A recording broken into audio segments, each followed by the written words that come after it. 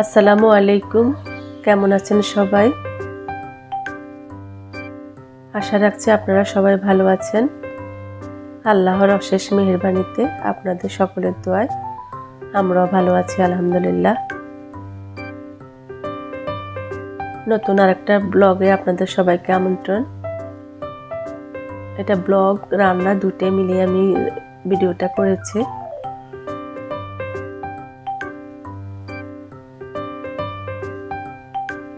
আজকে আপনাদের সাথে দুই রকমের রান্না শেয়ার করব। এগুলো সজনে পাতা এগুলো আমাদের গ্রামের বাড়ি থেকে নিয়ে এসেছে আমার হাজবেন্ড। এটা আমার শাশুড়ির মার হাতে লাগানো গাছ। এই পাতাগুলো খেতে অনেক ভালো লাগে। সজনে পাতা অনেক রকমেরই হয়, একগুলা একদম খসখসা টাইপের, ওগুলা ভাজি করলে বা একটু ভাপায় নিলেও খসখসাটা থেকে যায়।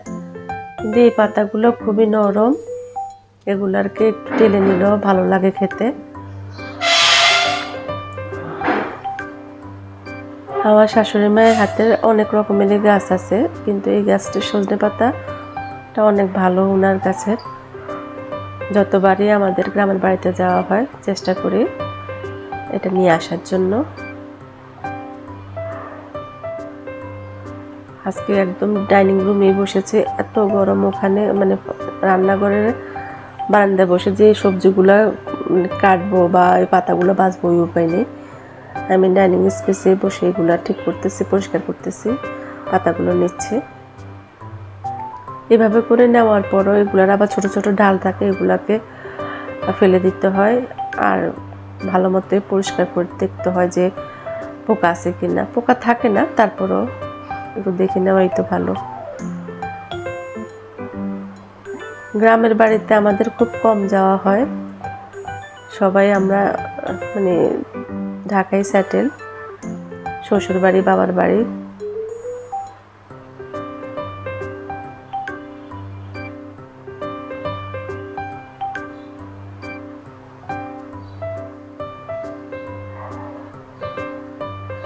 গত রাত্রে অনেক বৃষ্টি হয়েছে, ভালোও লাগলো। যাক আলহামদুলিল্লাহ, অনেক ঠান্ডা হয়েছে তাও দুনিয়াটা।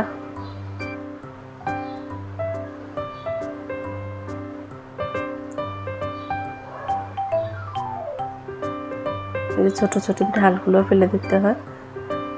আমি সজনে এই পাতাগুলো দিয়ে আমি একটু এটাকে চাটনি বলবো না কি বলবো জানি না, আমি এগুলোকে হাতে মেখে নেবো। এগুলোর একটু অল্প একটু লবণ আর সরিষার তেলের মধ্যে তাওয়াতে টেলে নেব, একটা পাতিলে টেলে নিলেই হবে। তারপরে যখন ঠান্ডা হবে তখন নারিকেল, কুচানো নারিকেল, তারপরে পোড়া মরিচ, সরিষার তেল, পেঁয়াজ খুব সুন্দর করে এগুলো মেখে খেতে ভালো লাগে। এই খাওয়াটা আমি আগে জানতাম না। আমার বিয়ের পরে আমার শ্বশুর বাড়ির থেকে খাওয়াটা শেখা। আমার ভালো লাগে, আমাদের বাড়িতে এটা কখনোই করতো না। এমনকি সজনে দিয়ে ডালটা যেটা, সেটাও আমাদের বাড়িতে করতো না। পাতা বেছে নেওয়ার পরে আমি এখানে রান্না করতেছি। এটা হলো বাইং মাছ, এটা আমার হাজবেন্ডের জন্য রান্না করব। আমরা আসলে কেউই খাই না, ওই খায়, ওর জন্য একটুখানি রান্না করব। আর আমি 2 বেলাই রান্না করি, সেজন্য আমার যে কোনো একটা বেলা রান্না আপনাদের সাথে শেয়ার করি, কারণ কম করে রান্না করি আমি। দুপুরে খাওয়াটা রাতে আমার বাসায় খুবই কম চলে, ওই জন্যই আমি কম কম করে রান্না করি। এখানে মাঝারি সাইজের 2টো পেঁয়াজ দিয়ে দিলাম, একটু মোটা করে কাটা। এগুলো আদা রসুন পেস্ট, এটা একটু পেঁয়াজ রসুন, এটা পেঁয়াজ রসুন পেস্ট। এখানে 1 টেবিল চামচ দিলাম।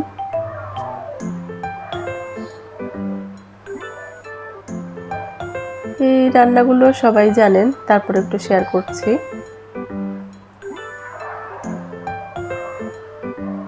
বাইং মাছটা নাকি অনেক স্বাদের, কিন্তু আমার ভালো লাগে না। আমার খেতে অত ভালো লাগে না, আমি ওভাবে খাইও না। ওই খাই অনেক সময়, বাচ্চারা যদি মনে চায় তাহলে খাই, নাইলে না।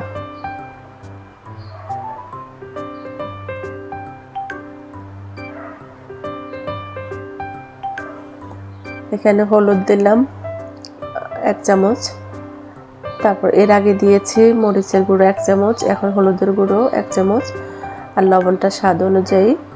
তেলটা দিচ্ছি পরিমাণ মতো, এখানে 2 টেবিল চামচের মতো তেল দিয়েছি।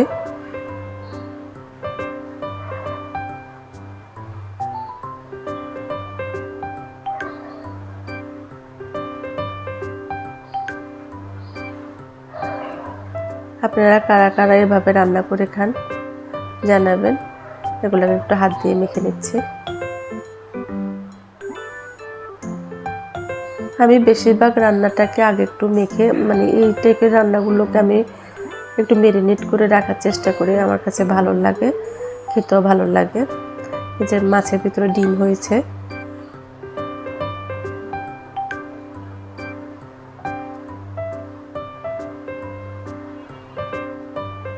সুন্দর করে মেখে এবার কতক্ষণ মেরিনেটের জন্য রেখে দিচ্ছি। এটা প্রায় আধা ঘন্টার পরে আমি রান্নাতে বসাবো। এই যে চুলাতে বসিয়ে দিলাম। এই মাছটাকে একটু বেশি সময় ধরে কষিয়ে রান্না করতে হয়, তাহলে খেতে ভালো লাগে।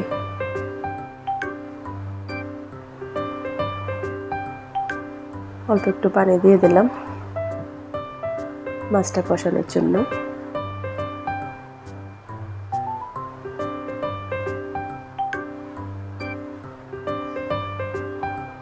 এই গরমের দিনে আমরা যারা গৃহিণী, আমাদের অনেক কষ্ট হয় রান্না করা বা রান্নাঘরে গিয়ে বেশিক্ষণ থাকা। যত কম সময়ে রান্না করে আসা যায় ততই ভালো। কালকে একটা অনুষ্ঠানে দেখলাম ইউটিউবে যে সকাল 10টার আগে রান্না শেষ করতে বলল, আর রাত্রে সন্ধ্যার পরে রান্না করতে বলছে। বাইরে দুপুরবেলা রান্না করব, মানে সকালে নাস্তা খেতে খেতে 10টা বেজে যায়, তাহলে আর মানে রান্নাটা কখন করব? ওই জন্যই আর কি, যত কষ্টই হোক ওই 11টার দিকে গিয়ে রান্না বসাতে হয়।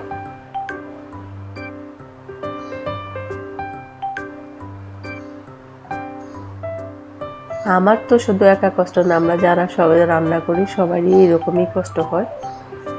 এই গরমে সবারই অবস্থা খুবই খারাপ। তাও আলহামদুলিল্লাহ আমরা যারা শহরে আছি এখানে কারেন্ট কমই যায়, মানে তাও শান্তিতে থাকা যায়। গ্রাম অঞ্চলে তো অনেক বেশি কারেন্ট যায়, ওখানে মানুষজন অনেক কষ্ট করে।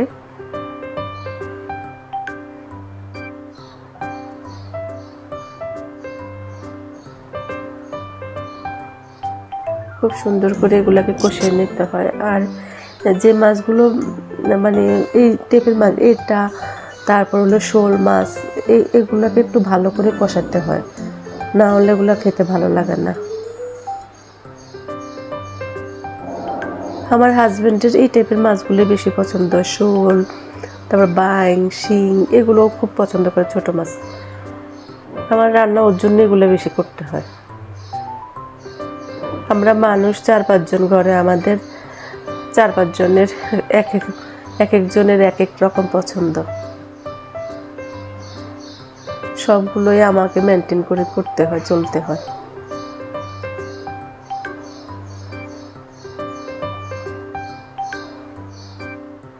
কি সুন্দর পাখি ডাকছে, যারা শুনে যাচ্ছে কিনা জানেন না। এদেরকে আমি খাওয়া দিই সবসময়, চেষ্টা করি 2-3 বেলা ওদেরকে খাওয়া দিতে। এগুলা কোনো আমার পোষানো পাখি না, আমি এগুলো পালি না। ওরা আসে একটা নির্দিষ্ট সময়, ওরা আসে ওদের খাওয়া দেওয়ার জন্য, চেষ্টা করি এগুলো দিতে। এটা নাকি সদকায়ে জারিয়া।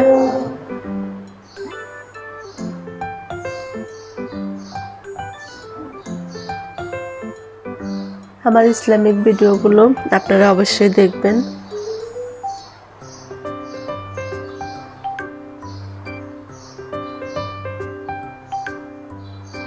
একটু নেড়ে দিচ্ছি, খুব আলতো হাতে নাড়তে হবে, কারণ মাছটা তো ভাজা না, সেজন্য খুব আলতো হাতে এটাকে নাড়তে হয়। ঢাকনা দিয়ে দিলাম।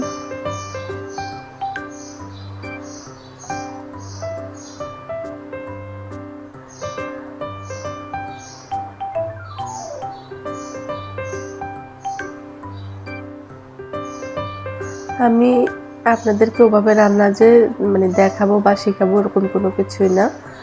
আমি আমার ডেইলি লাইফে যা রান্না করি, আমার ডেইলি রুটিন যেটা সেটাই আপনাদের সাথে শেয়ার করি। আর সবচেয়ে বড় কথা, আমার ভালো লাগে আপনাদের সাথে কথা বলতে বা ইউটিউবে ভিডিও দেখতে ভালো লাগে, তাই আমি দিচ্ছি।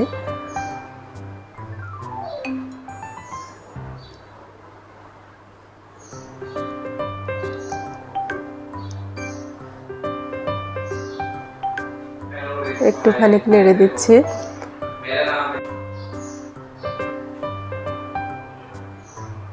কালকে দুপুরবেলা একটু বাইরে, দুপুর না ঠিক 10টার পরে বের হয়েছিলাম, একটু বসুন্ধরা সিটিতে গেছি।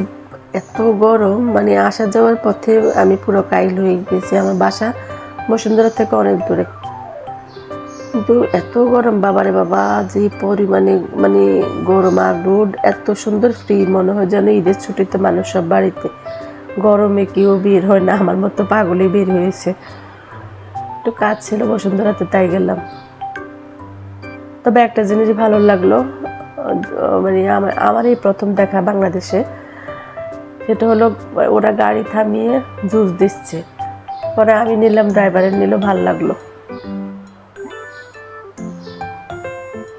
গরমে আসলে এগুলো দেওয়া উচিত, বিশেষ করে যারা রিক্সা চালায় বা সিএনজি, এদের এইসব ড্রাইভারদেরকে বা এইসব পথচারীদেরকে দেওয়া দিলে অনেক ভালো।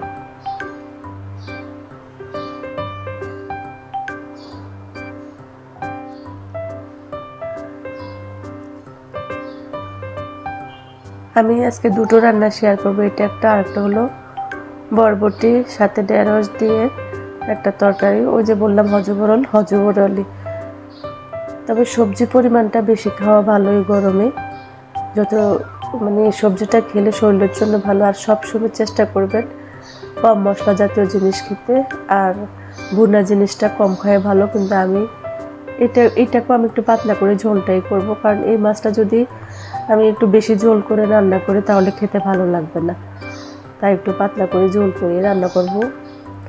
একদম মাখা মাখা করব না, ওটা ওটা আবার শরীরের জন্য বেশি খারাপ হয়ে যাবে।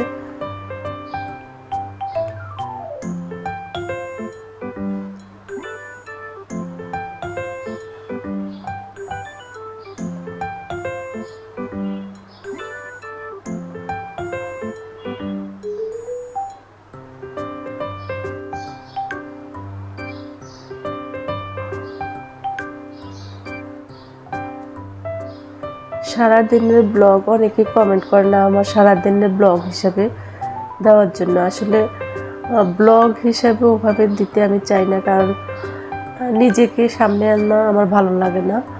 আমি চেষ্টা করি যতটুকু আপনাদের সামনে যেভাবে আসা যায় পর্দা করে ওভাবে আসতে চেষ্টা করি, যতটুকু নিজেকে দেখালে গুণ হবে না অতটুকু দেখাতে চেষ্টা করি।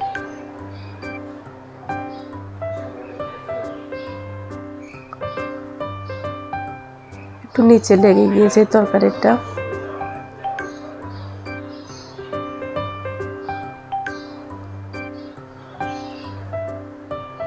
আমি অন্যদিকে আসলে একটু ব্যস্ত ছিলাম, তাই একটু তরকারিটা নিচে লেগে গিয়েছে, আগুনটা বাড়ানো ছিল, খেয়াল করিনি।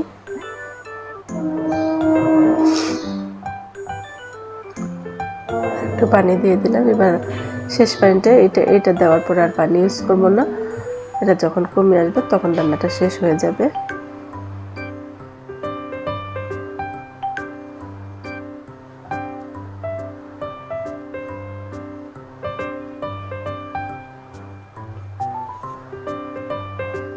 এই যে কমে আসছে।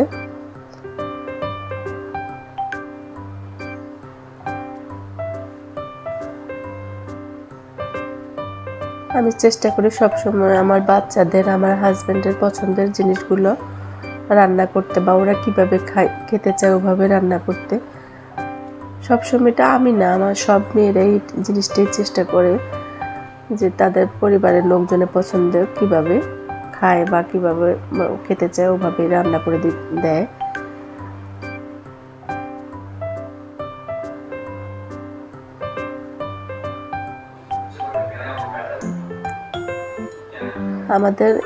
আমার জীবনের কিছু কাহিনী আপনাদের সাথে একসময় শেয়ার করব ইনশাআল্লাহ।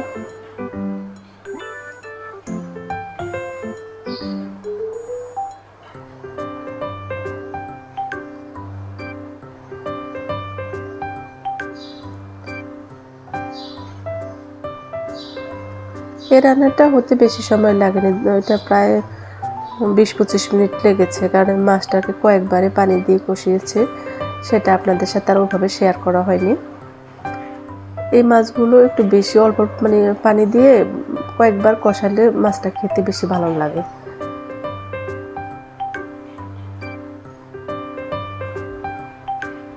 আমি এটাতে পরে জিরে গুঁড়ো অ্যাড করেছি, সেটা দেখাতে ভুলে গিয়েছে।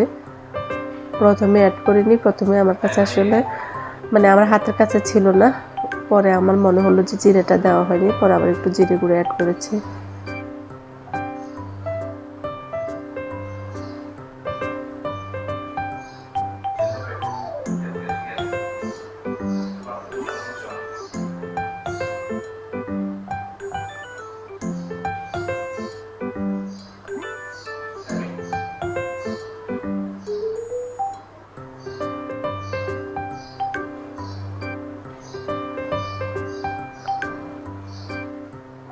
ও রান্নাটা শেষ হওয়ার পর আমি একটা ফ্রাই প্যান বসিয়ে দিলাম।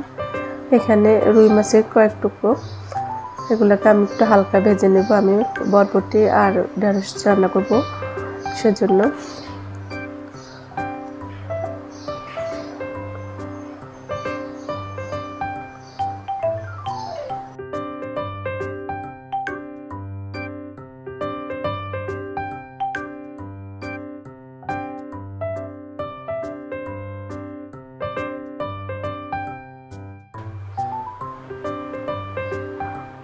মাছগুলো এক পিঠ ভাজা হলো, অন্য পিঠ উল্টে দিলাম। এটা সুন্দর করে হাফ ফ্রাই হবে, বেশি ফ্রাই করব না, এটাকে হাফ ফ্রাই করে উঠে তুলে নেব। তারপরে মাছটাকে কষিয়ে আবার রান্না করে নেব। এটা আমি ঢেঁড়সটাকে একটু ভেজে নিতে হবে, কারণ ঢেঁড়সটা যদি না ভেজে রান্না করা হয় তাহলে খেতে ভালো লাগে না, ওটা শ্লেষাটা বের হয়ে যায়, ভালো লাগে না, কেমন যেন লাগে।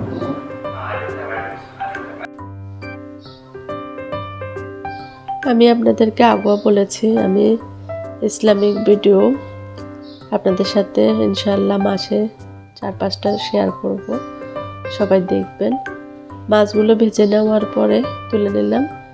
ও তেলের মধ্যে আমি ঢেঁড়সটাকে ভেজে নেব। ঢেঁড়সটাকে ধুয়ে তারপরে এভাবে 1/2 করে কেটে নিয়েছি। এগুলোকে হালকা করে একটু ভেজে নেব।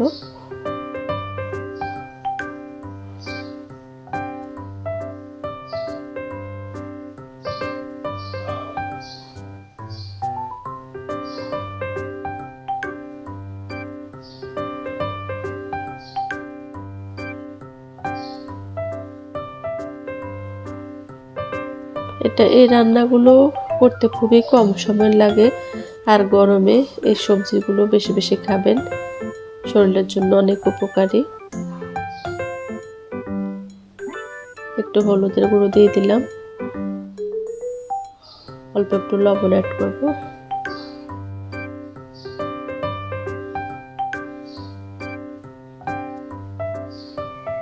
এভাবে করে ভেজে নিব, হালকা করে ভেজে নিয়ে তারপর তুলে নেব।